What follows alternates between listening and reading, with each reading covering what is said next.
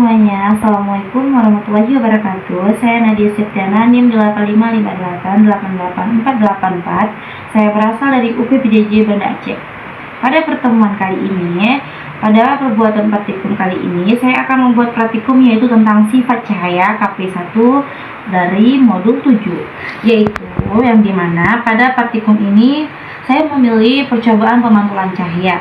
Adapun tujuannya yaitu menjelaskan sifat-sifat cahaya, menjelaskan sifat-sifat bayangan yang dihasilkan oleh cermin, dan menjelaskan sifat-sifat bayangan yang dihasilkan oleh lensa, menentukan fokus cermin cekung, dan menentukan fokus cermin cembung.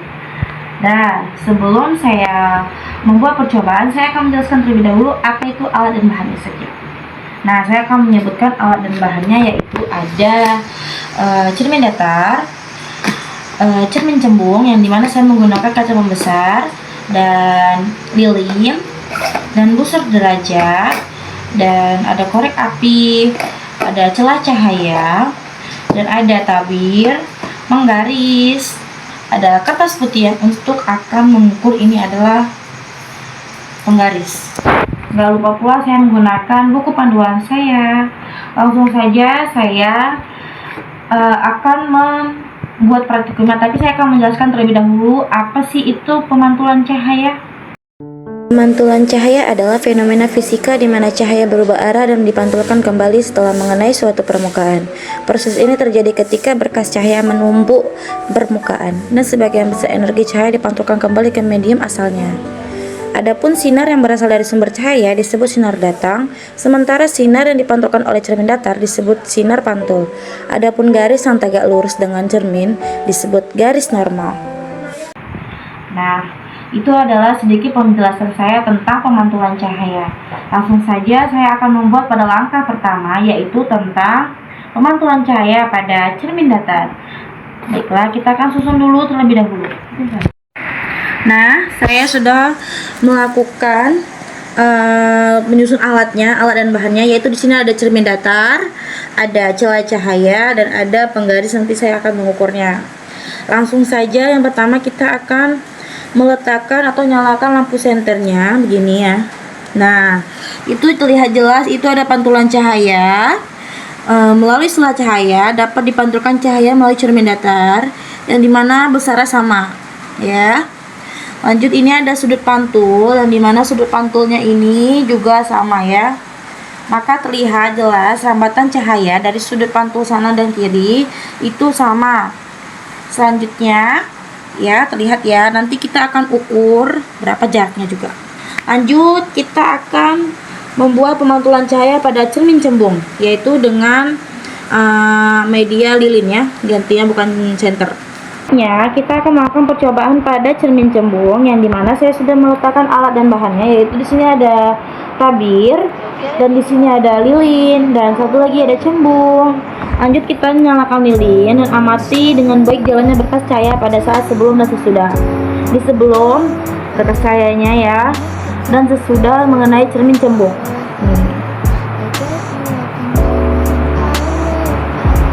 Gambarkanlah jalannya berkas sinar pada langkah 2 sehingga nampak sudut datang dan sudut pantul serta bayangan yang terbentuk. Nah, pemantulan cahaya pada cermin cembung di sini pada lilin ya.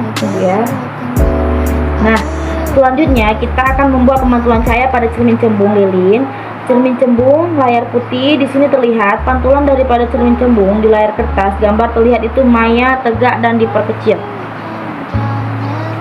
Ya. Baiklah, nih ada pemantulannya. Kalau kita dekatkan itu seperti jauh ya, tapi ketika kita dekatkan seperti ini kepada lilin, bayangan yang dihasilkan oleh tabir tadi itu terlihat besar. Selanjutnya kita akan mencoba membuat pemantulan cahaya pada cermin cekung. Nah, ini saya menggunakan sendok ya, cermin cekungnya. Jadi, ketika benda didekatkan dengan cermin cekung, nih, benda ini didekatkan dengan cermin cekung, sifat bayangannya itu tegak, semu lebih besar, nih ya, dengan benda semu lebih besar.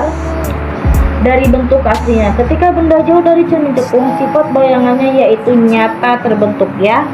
Nih, ketika didekatkan dan ketika dekat, yaitu nyata terbentuk di depan cermin dan terbalik. Kemudian kita akan melakukan pengamatan ketika jarak antara lilin dan cermin itu berbeda-beda ya. Nanti kita akan melakukan pengamatannya misalnya dari jarak 30 cm jarak ininya, jarak lilin